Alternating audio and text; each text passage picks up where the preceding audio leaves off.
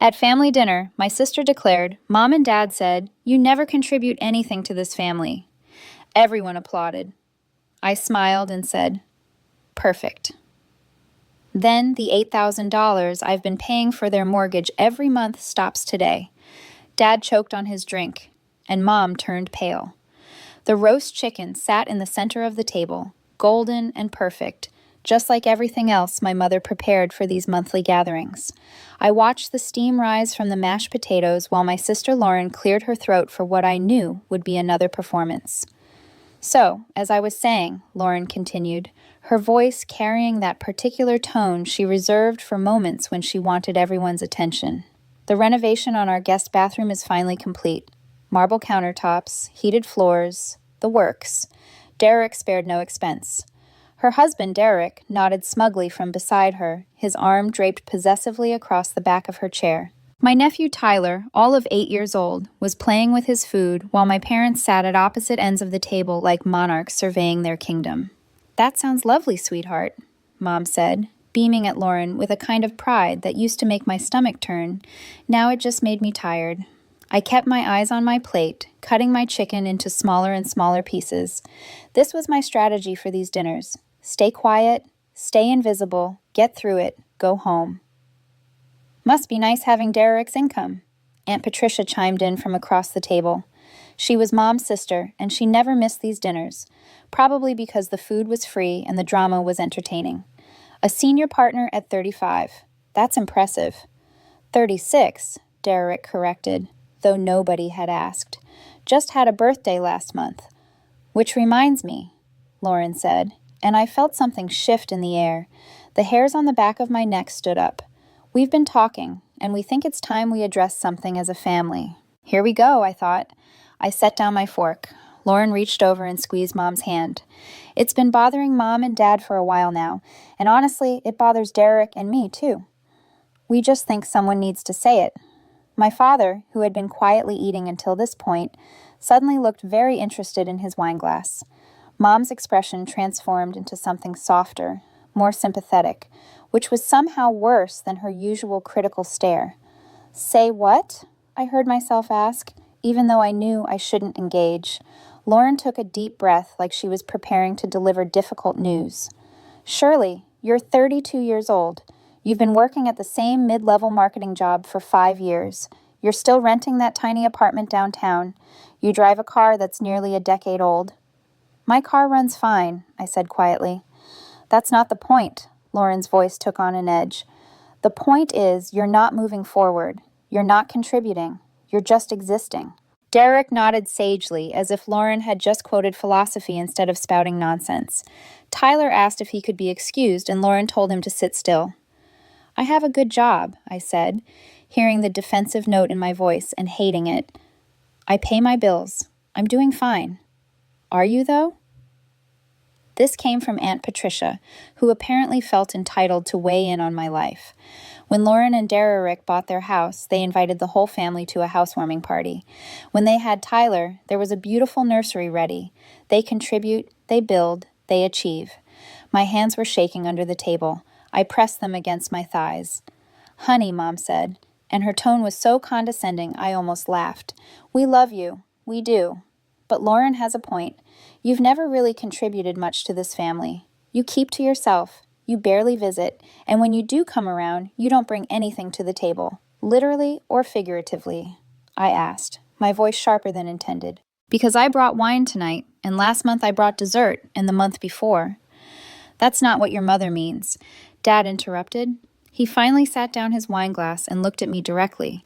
"She means you don't participate. You don't help. When we needed someone to watch the house while we went on that cruise, Lauren stepped up. When we needed help moving furniture, Derek and Lauren came over. You're always too busy." "I was working," I protested.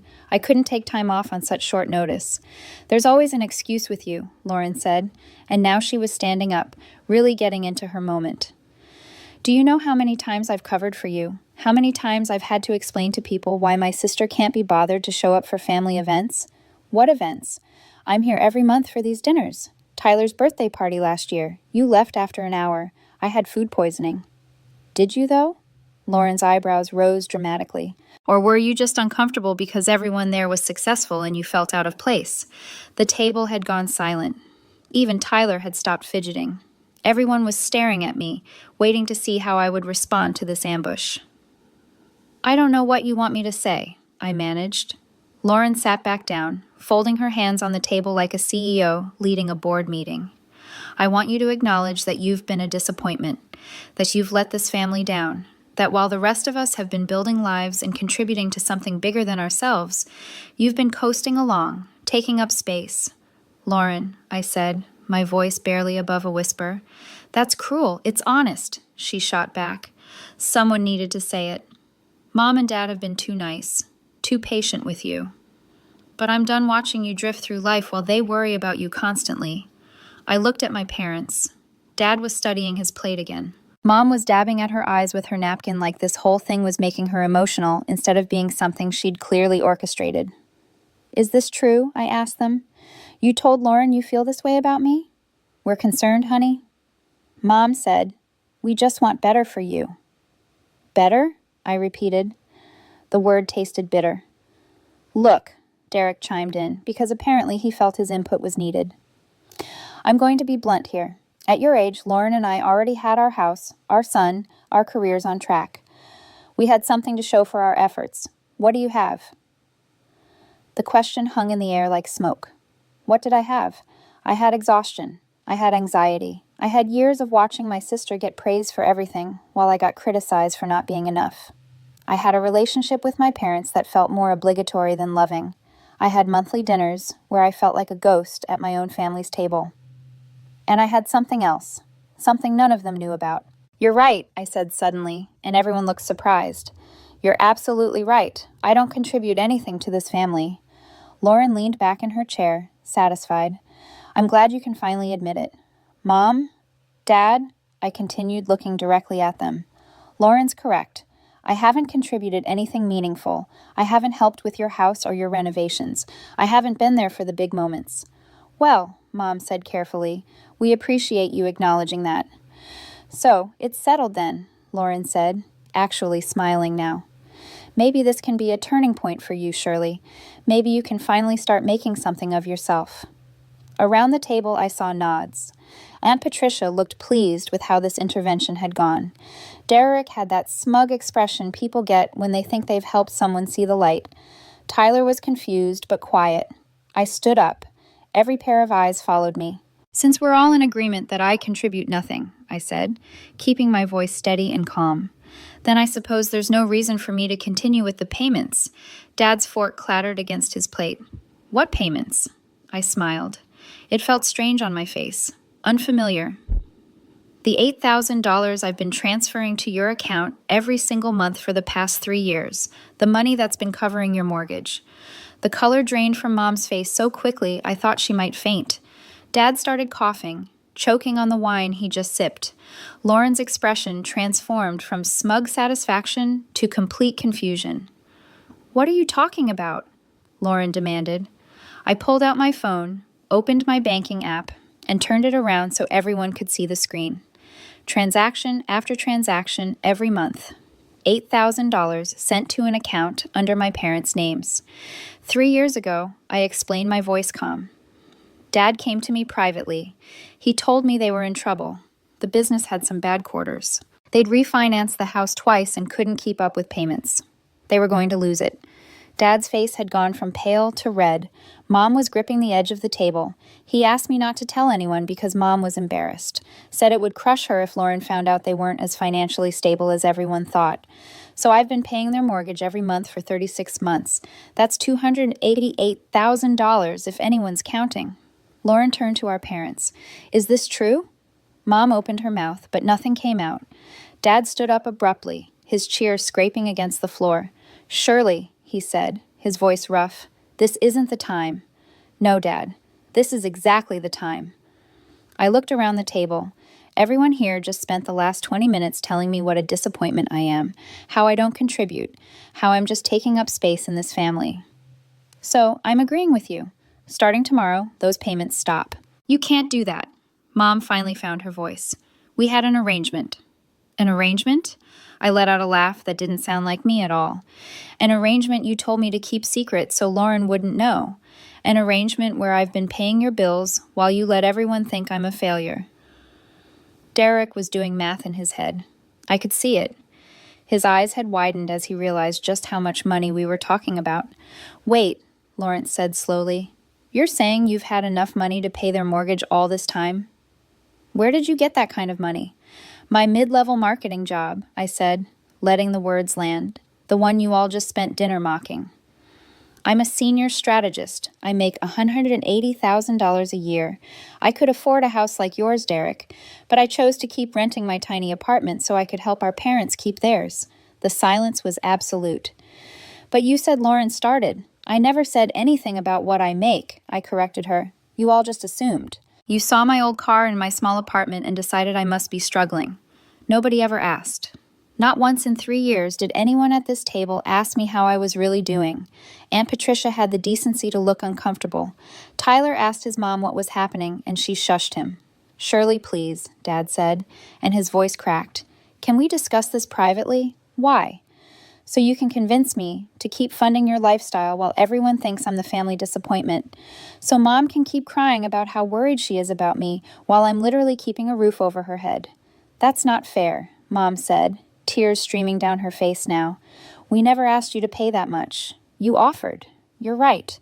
I did offer because you're my parents and you were in trouble and I loved you enough to help, but apparently that didn't count as contributing to the family. Apparently, being there when you actually needed me meant nothing compared to showing up with expensive bottles of wine and stories about bathroom renovations. I grabbed my purse from the back of my chair. My hands had stopped shaking. In fact, I felt steadier than I had in years. The payment scheduled for Friday will be the last one, I said. After that, you're on your own. Maybe Lauren and Derek can help. After all, they're the ones who contribute around here. Shirley, wait. Dad moved toward me, but I stepped back. I've waited. I told him. I've waited for someone in this family to see me, to value me, to treat me like I matter. I'm done waiting. Lauren found her voice again. You can't just abandon them. They're our parents. I'm not abandoning anyone. I'm simply agreeing with you. I don't contribute anything. Remember, you all made that very clear, so my lack of contribution won't be missed. This is blackmail, Derek said suddenly. You're using money to manipulate them. I turned to look at him. Really? Look at him. This man who had sat at my parents' table eating food, bought with money I provided while judging me. No, Derek, this is a boundary. I'm stopping something that was never appreciated. If you think that's manipulation, maybe you should look up the definition. I walked toward the door. Behind me, chaos erupted. Mom was crying harder now. Dad was trying to explain something to Lauren, who was shouting questions. Aunt Patricia was asking if someone could please clarify what just happened. Tyler was definitely crying. At the door, I paused and turned back one more time. For what it's worth, I said, I really did get food poisoning at Tyler's birthday party. I spent that night in the emergency room. I texted Mom from the hospital. She never responded. Mom's face crumbled. I thought you were making an excuse. I know, I said simply. That's the problem. I left my parents' house and got into my decade-old car that ran perfectly fine. I drove back to my tiny downtown apartment that I'd carefully chosen because it was in my budget after helping my parents. I walked past my modest furniture and my small kitchen and my view of the alley, and I felt lighter than I had in years. My phone started ringing before I even got my shoes off. Dad. I declined the call. Then Mom. Then Lauren. I declined them all and turned off my phone. I poured myself a glass of wine and sat on my small balcony looking out at the city lights. The air was cool and I could hear traffic in the distance. The ambient hum of life continuing regardless of personal drama. My hands were shaking again, but this time it was adrenaline, not fear. 3 years. 3 entire years of sacrifice, and they'd never once acknowledged it. I thought back to that first conversation with Dad. He'd shown up at my apartment unannounced on a Tuesday evening. I remember because I'd just gotten home from a particularly brutal workday, and I was still in my professional clothes when he knocked. His face had been gray, aged in a way I hadn't noticed before. Can I come in? He'd asked, and something in his voice told me this wasn't a casual visit. We'd sat at this very same small kitchen table. He couldn't meet my eyes as he explained how bad things had gotten. The business he'd invested in with his friend Martin had collapsed. The friend had disappeared with most of the capital. Dad had been too embarrassed to tell Mom the full extent of the losses. He'd refinanced their house twice, trying to cover the shortfall, and now the payments were more than they could manage on his retirement income and Mom's part-time bookkeeping job. "We're going to lose everything," he'd said, and I'd never seen my father cry before that moment. "Your mother doesn't know how bad it is. She thinks we're just having a tight month. If she finds out I've destroyed our financial security, it'll kill her." I'd wanted to ask why he hadn't gone to Lauren first. Lauren with her lawyer husband and their big house and their seemingly perfect life. But I already knew the answer. Lauren would have judged him. Lauren would have told everyone. Lauren couldn't keep a secret if her life depended on it, and she'd have held it over their heads forever. "How much do you need?" I'd asked. When he told me the mortgage payment, I'd done quick math in my head. I'd just gotten a significant raise at work, a promotion to senior strategist that had bumped my salary to a level I'd never imagined reaching. I was living well below my means, saving aggressively, planning for a future that felt abstract and far away. I could afford it. "Technically, I can help," I'd said. "But Dad, you have to tell Mom eventually. This can't be a permanent solution." He promised me it would only be for a few months, a year at most, just until he got back on his feet, found some consulting work, built their savings back up. He promised that was 3 years ago. In that time, I'd watched my savings account flatten instead of grow. I passed on opportunities because I couldn't afford the risk. My coworker, Jessica, had invited me to invest in a startup with her, something that could have doubled my money, but I declined because I couldn't spare the capital. Another friend had asked me to go on a girls' trip to Hawaii, and I'd made up an excuse about work because I couldn't justify the expense. I'd dated someone for 6 months, a guy named Alex, who I'd really liked. When he started talking about moving in together, about finding a place we could share, I panicked. How could I explain that I couldn't afford to upgrade my living situation, that my modest lifestyle wasn't a choice, but a necessity created by a secret I couldn't share? The relationship had fizzled out, and he told a mutual friend he thought I wasn't serious about a future together. He'd been right, but not for the reasons he thought. The next morning, I woke up to 47 missed calls and 32 text messages. I made myself coffee and read through them while sitting at my small kitchen table. "Dad, please call us. We need to talk about this. Mom, I'm so sorry. I never meant for you to feel unappreciated. Please don't do this. Lauren, you're being completely unreasonable. Call me immediately. Derek, as someone with financial expertise, I think we should all sit down and discuss this rationally. Aunt Patricia, I had no idea about any of this. Your mother is devastated." There were more variations on themes of desperation, anger, and belated appreciation. I deleted most of them and composed a single group message. I meant what I said. "The payment stopped Friday. You have 3 days to figure out your finances. Don't contact me again until you're ready to have a conversation where I'm treated with actual respect." I sent it and then blocked their numbers for 48 hours. I needed space to think, to breathe, to figure out who I was without the weight of my family's expectations crushing me. Work that week was a welcome distraction. My colleague Marcus noticed I seemed different, lighter somehow. During lunch, he asked if something good had happened. I quit. "Something that wasn't good for me," I told him. "Good for you," he said, raising his coffee cup in a toast. "Life's too short for things that drain us." Marcus didn't know how right he was. We'd worked together for 4 years, sat in adjacent cubicles, collaborated on dozens of campaigns, and he knew almost nothing about my personal life. Not because he wasn't friendly, but because I'd learned to keep my world separate. Work Shirley was confident, creative, assertive. Family Shirley was quiet, apologetic, invisible. "You should come out with us Friday," Marcus continued. "Sarah's organizing drinks for her birthday. The whole team's going to that new rooftop bar downtown." I declined every single happy hour invitation for 3 years. Always too tired, always had plans, always some excuse that was technically true, but missed the real reason. I couldn't afford to spend $50 on overpriced cocktails when I was sending $8,000 to my parents every month. "I'll be there," I said, and Marcus looked genuinely surprised. "Yeah, that's great. Sarah will be thrilled. She's always saying she wishes you'd come hang out more. The idea that my coworkers wanted me around, that they noticed my absence and cared about it, felt strange and wonderful. At work, I was valued. My ideas were respected. My contributions were recognized and compensated. I'd been living in this parallel universe where half my life made sense and the other half was a nightmare, and I just decided which world I wanted to inhabit. Thursday afternoon, I got an email from an address I didn't recognize. When I opened it, my stomach dropped. It was from Derek, sent from what must have been a personal account rather than his work email. Shirley, I hope you read this. I owe you an apology.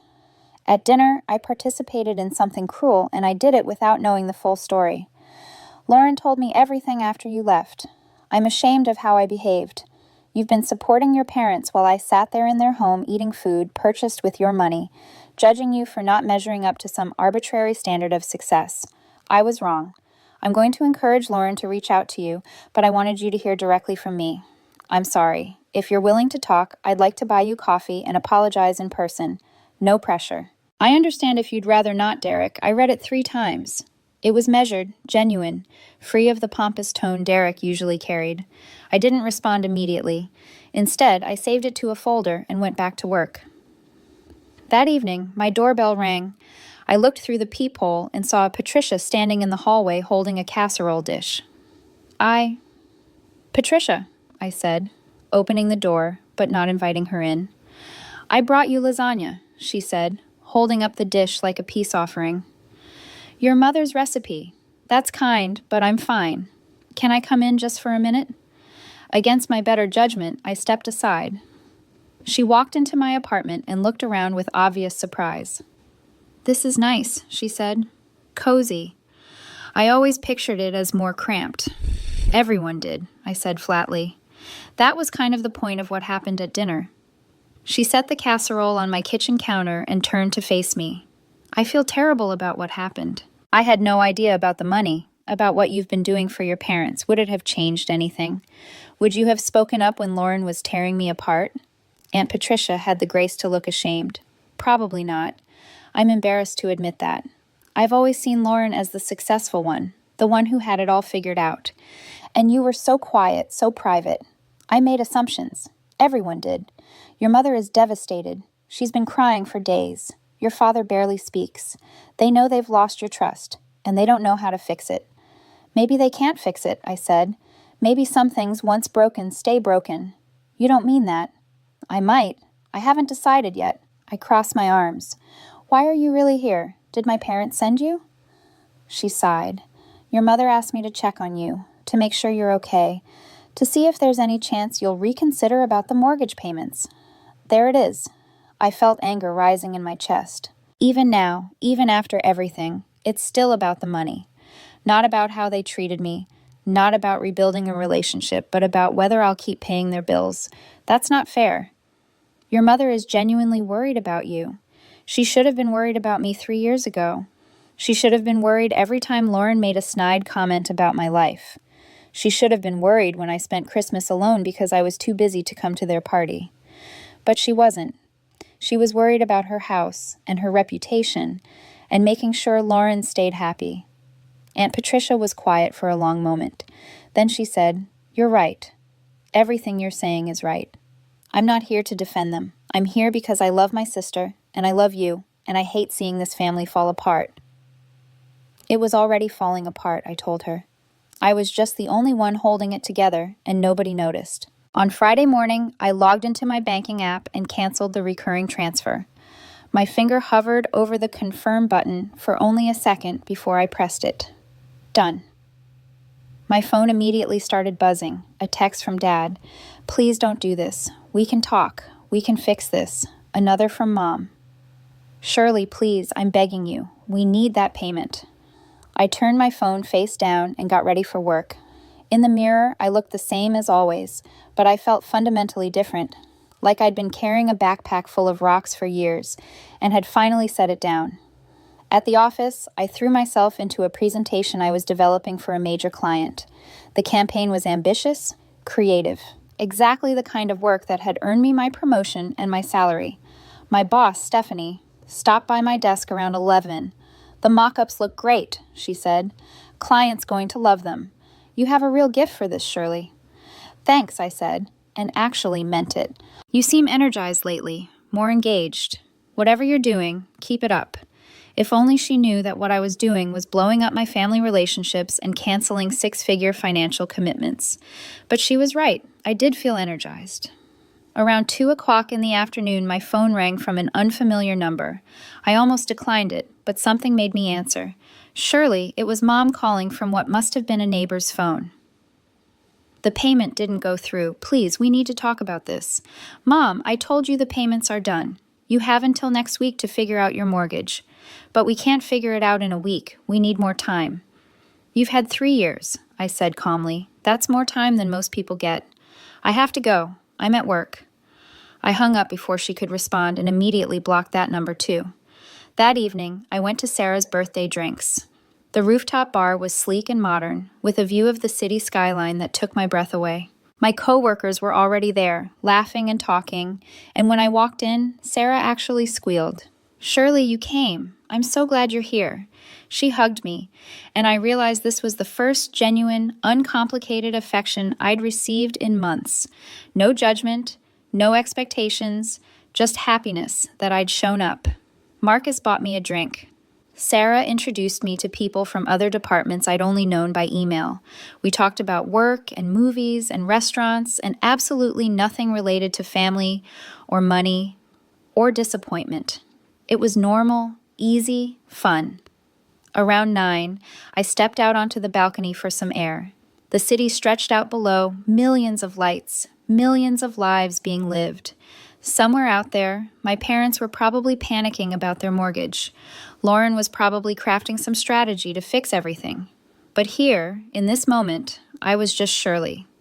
Not the disappointing daughter, not the secret benefactor, just me. You okay? Marcus had followed me outside. Better than okay, I said. This was really nice. Thank you for inviting me. We've been inviting you for years, he pointed out gently. What changed? I did, I said simply.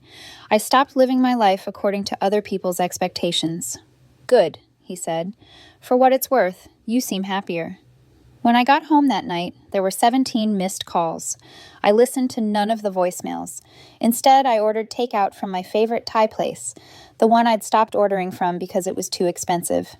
I ate pad thai on my couch, watching a mindless action movie, feeling more content than I had in years. Saturday morning brought a knock at my door. I knew who it would be before I opened it. Lauren stood there looking worse than she had at my office. She'd been crying, her eyes red and puffy.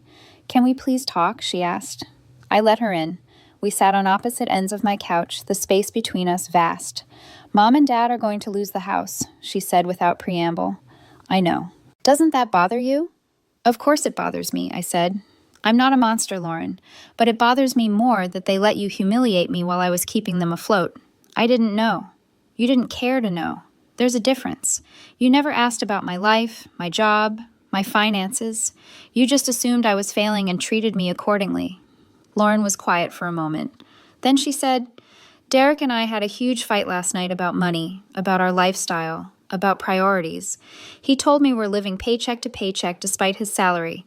He said we've been performing success while drowning in debt. I'm sorry, I said, and found that I meant it. Are you? Because from where I'm sitting, you seem to have it all figured out. Good salary, low expenses, savings in the bank. You were smarter than all of us. I wasn't smarter. I was just quieter about my choices. And I paid a price for helping Mom and Dad. I gave up opportunities, relationships, experiences. I don't regret helping them, but I do regret letting everyone think less of me while I did it. What do we do now? Lauren asked. Derek and I calculated what we could contribute to the mortgage. We can do $4,000 a month if we cut back on everything, but that's only half. Then they'll need to figure out the other half. Sell something, downsize, find roommates. I don't know, Lauren. And honestly, it's not my problem anymore. There are parents and there are adults who made financial decisions that didn't work out. That's not on me to fix forever. Lauren stood up abruptly. I came here hoping you'd change your mind, that you'd see reason. I have seen reason. That's exactly why I'm not changing my mind. Fine, she said coldly. But when they lose everything, when they're struggling and miserable, remember that you could have prevented it. I'll remember that I prevented it for 3 years while being called a disappointment, I shot back. I'll remember that I sacrificed my own security for theirs and nobody cared. I'll remember all of it, Lauren. Will you? She left without another word, slamming the door behind her. Shirley, please. The payment didn't go through.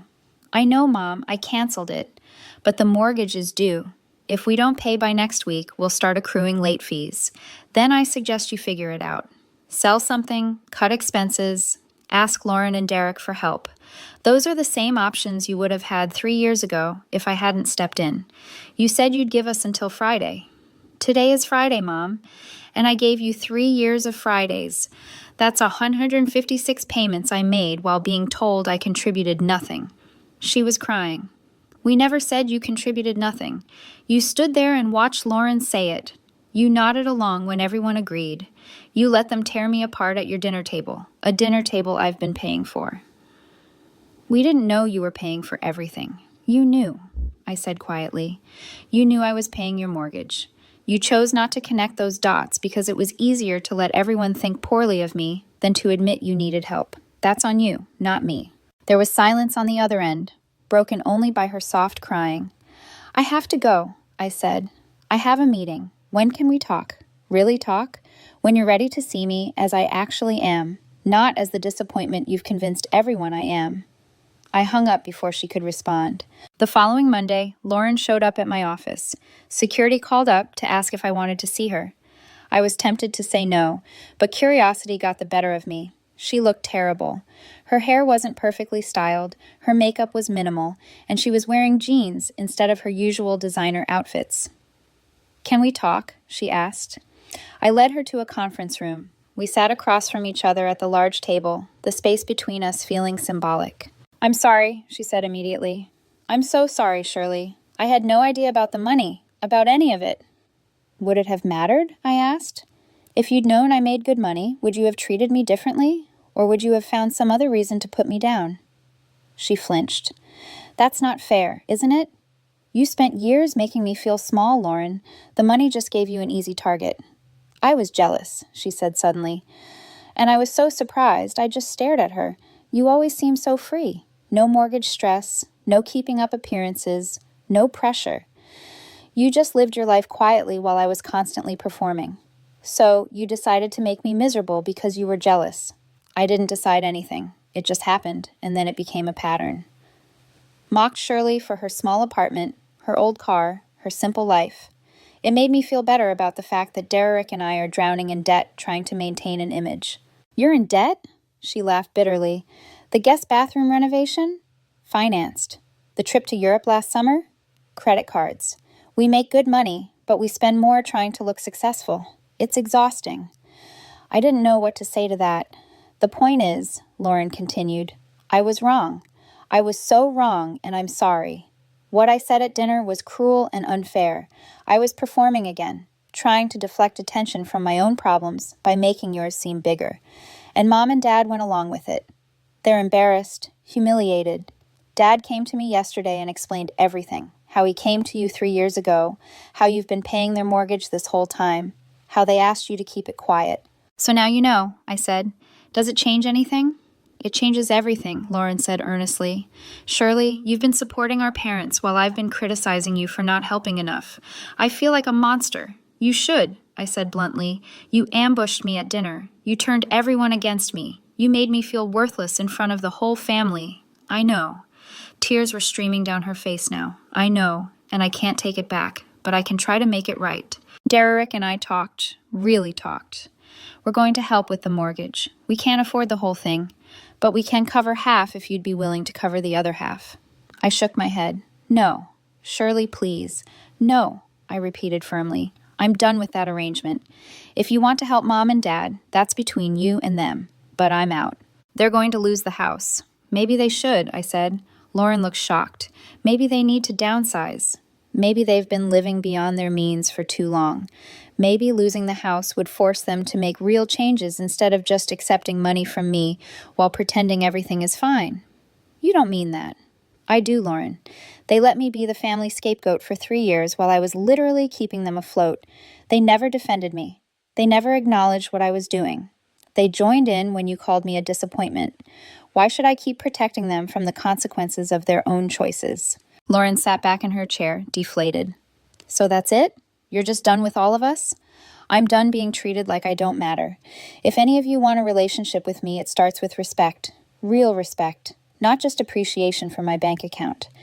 What do we do now? You figure out how to help Mom and Dad if you want to. You apologize to Tyler for making him watch that scene at dinner. You work on your own marriage and your own debt, and maybe eventually we can try to rebuild something. But it won't look like it did before. Lauren stood up slowly. For what it's worth, I really am sorry. I've been a terrible sister. Yeah, I agreed. You have been. She left, and I sat alone in the conference room for a few minutes, processing. My phone buzzed with a text from Marcus. Meeting starting soon. You okay? I smiled. On my way. I'm good. And I was, for the first time in 3 years, I was actually good. The weeks that followed were difficult. My parents tried every approach. Guilt, anger, bargaining, promises to change. I held firm.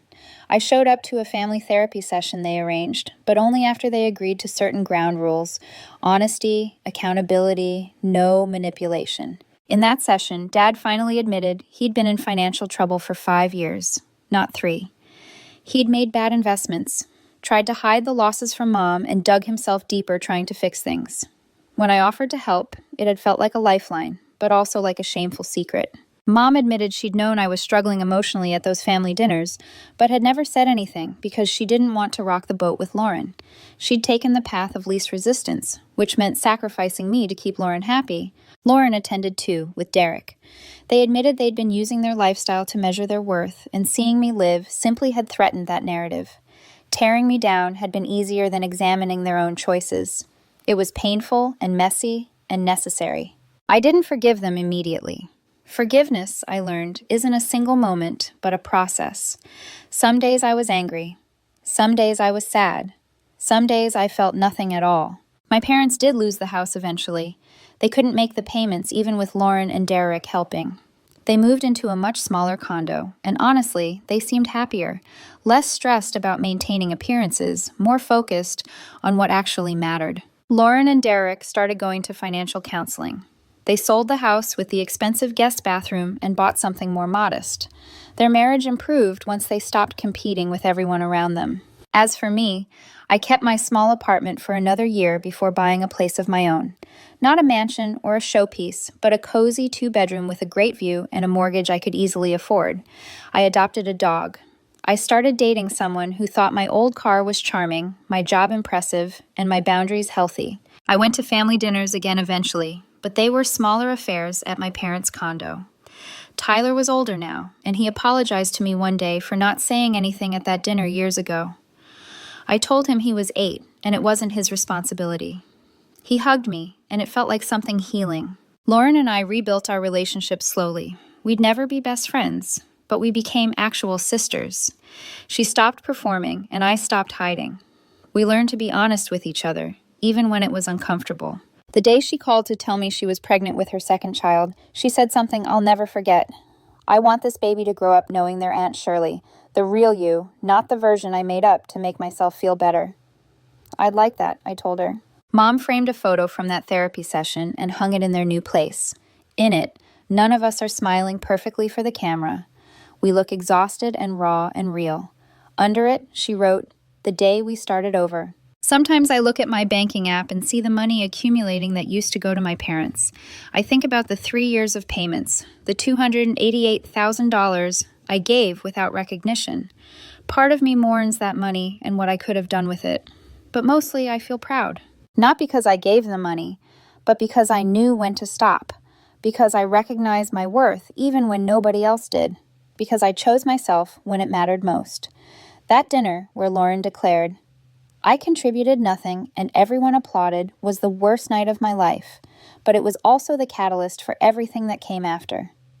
The moment I stopped accepting scraps and started demanding my seat at the table. The moment I realized that contribution isn't measured in dollars or bathroom renovations or perfectly styled appearances. It's measured in honesty, in courage, and in the willingness to say enough is enough. I smiled and said the payments would stop, and my whole world changed. Sometimes the quietest moments of resistance are the loudest declarations of self-worth.